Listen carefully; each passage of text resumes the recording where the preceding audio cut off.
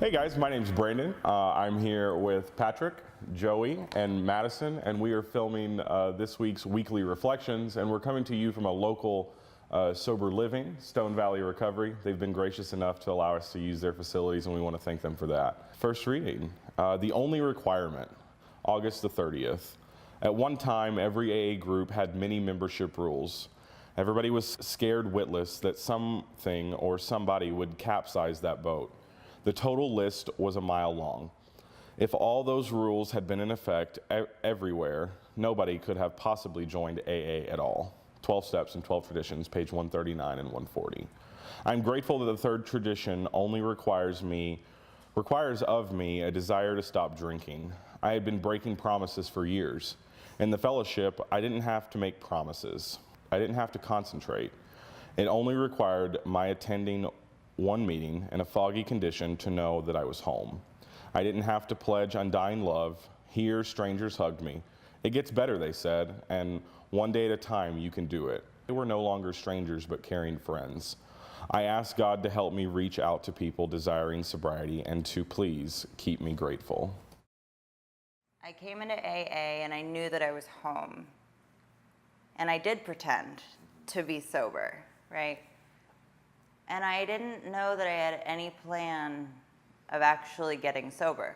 And I feel like I played it off pretty well, and maybe for some people, they believed it, but I mean, an addict, you can tell by 1,000 miles away that they're lying through their teeth, you know? But eventually, after sticking around, I got the thing. I wanted it, and I wanted it for me. And whether they knew I was pretending or not, they didn't care. They didn't care if I was sober or if I wasn't. Mm-hmm. You know, they worked an actual program and they carried the message, you know? It's really good. You know, I was sitting in a meeting yesterday and the speaker brought up the third tradition. The only requirement for AA membership is a desire to stop drinking. He said that wasn't the first, wording of it. In the book, it said the only requirement is an honest desire to stop drinking, and then that eliminated a whole lot of people, and it allowed judgments to start. I'm really grateful the only requirement is a desire to stop drinking, because a lot of times in a moment, I remember coming in and I wanted to stop right then and there. And I'm a retread, I'm a relapser, and those moments soon fled. However, this was a topic of debate for many years with the first AAs. Further on in that text, if you read the 12 and 12, it said they had huge problems on who to allow into the meetings. It says the queer, the crack pipe, the woman. They didn't know who to let into AA, but they fought long and laboriously over coming to a conclusion of who do they allow into the meetings? And I'm so grateful that the only requirement is for just a desire to stop drinking. And I'm grateful that there were people who just welcomed me. They hugged me. They said it was okay. They showered me with love. And they said, you're in the right place. Just keep coming back.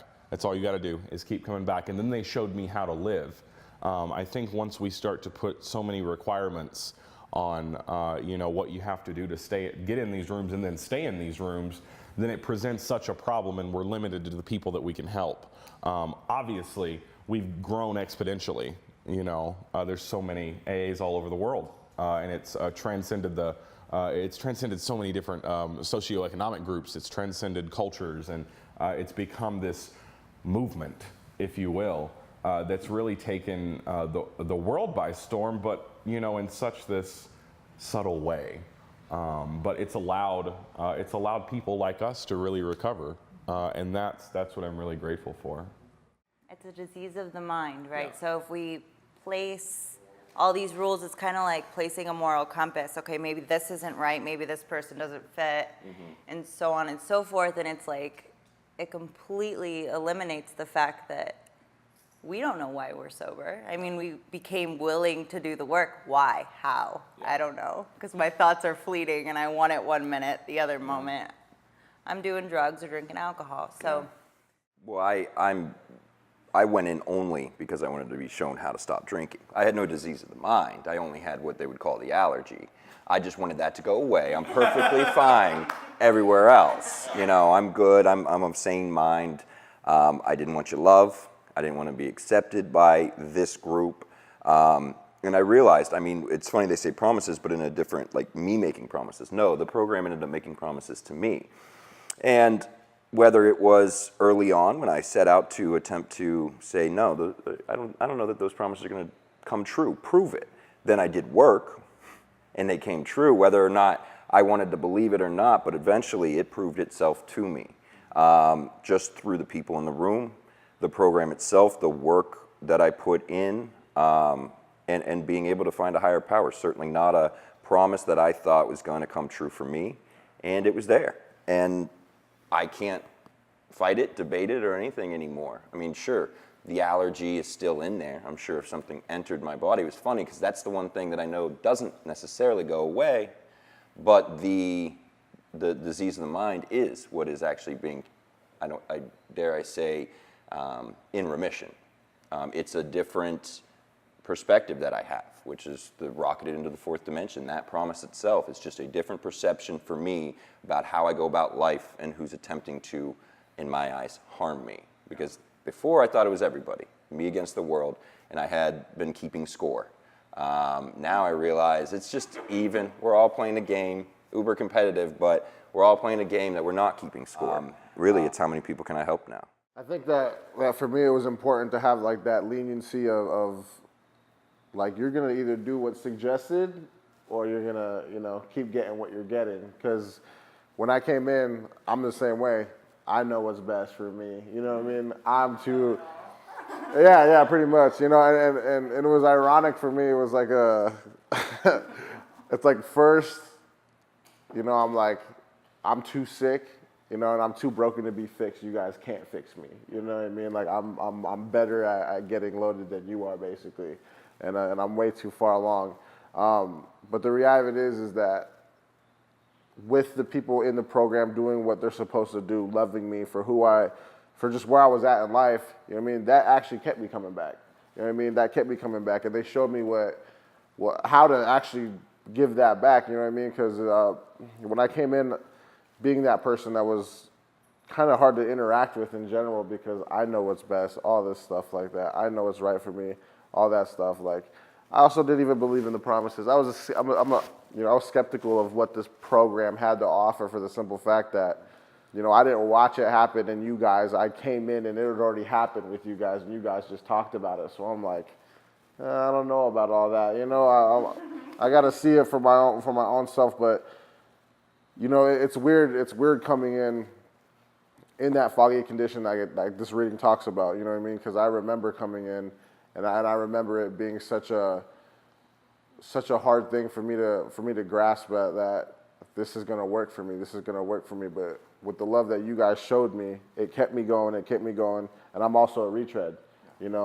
And what I found to be true is that with the experience that I had the first time around, even though I came in with the attitude of I know what's best, I'm going to milk this for what it is, I'm going to do it my way. When I was out there, all I thought about was you guys. All I thought about was what you guys had said. You know what I mean? It kind of totally ruined my using career, and I came back and I seek that love. I seek that acceptance. I seek that understanding that you guys had for where I was at in my life, and it really helped me. You know what I mean? And if anything, I think that with the only way to get to AA is with a desire to stop drinking. Like that helped me so much, because I went out to concede to my innermost self that I was an alcoholic. If anything, I went out to prove to myself that I wasn't an alcoholic.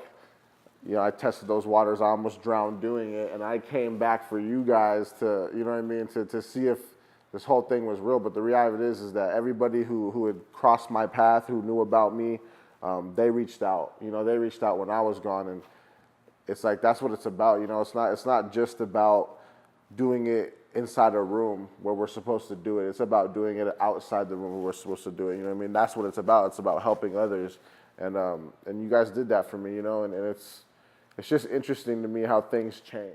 That retread, or that guy who's coming in and out, I went years between meetings, and I thought, okay, the program's going to stay the same, but the people are going to change.